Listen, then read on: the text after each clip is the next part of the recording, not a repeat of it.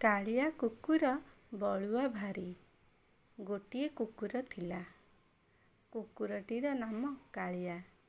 କାରଣ ଦେହର ରଙ୍ଗ ତାର କଳା। କଳା ବୋଲି ସମସ୍ତେ ଶ୍ରଦ୍ଧାରେ କାଳିଆ ବୋଲି ତାକୁ ଡାକନ୍ତି।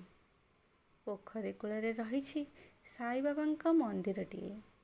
ନନା ଦୀପ ଧୂପ ଦେଇ ଘଣ୍ଟା ବଜାଇ ଆରତି କରି ଦିନରେ 4 ଥର ପୂଜା କରନ୍ତି।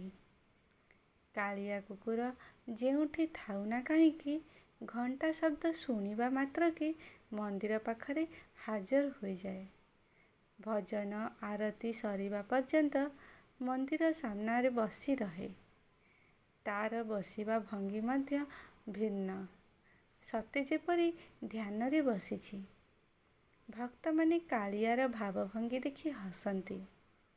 କେହି କେହି ତାକୁ ପ୍ରସାଦ ଖାଇବାକୁ ଦିଅନ୍ତି। କାଳିଆ ଖୁସିରେ ଖାଏ। ସେ ମନ୍ଦିର ପାଖାପାଖି ହିଁ ରହେ। ରାତିରେ ମନ୍ଦିର କଡ଼ରେ ଶୁଏ। ଦିନେ ଅଧରାତିରେ 2ଟି ଚୋର ଚୋରି ପାଇଁ ମନ୍ଦିରରେ ପଶିଲେ। ସେମାନଙ୍କ ପାଦ ଶବ୍ଦରେ କାଳିଆର ନିଦ ଭାଙ୍ଗିଗଲା। ସେମାନଙ୍କ ଚାଲିଚଳନ ଦେଖି କାଳିଆ ବୁଝିପାରିଲା ଯେ ଏମାନେ ଭକ୍ତ ନୁହନ୍ତି, କୌଣସି ମନ୍ଦ ଉଦ୍ଦେଶ୍ୟ ନେଇ ଆସିଛନ୍ତି। ସେ ଭୋ ଭୋ ଭୁକି ସେହି ସ୍ଥାନ କମ୍ପାଇ ଦେଲା।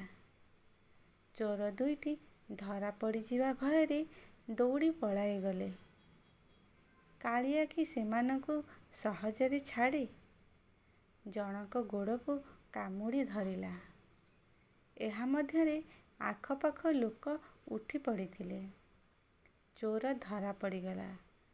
ଆଉ ଚୋରକୁ ଧରି ଗାଁ ଲୋକେ ନିର୍ଧୁମ ଛେଚିଲେ।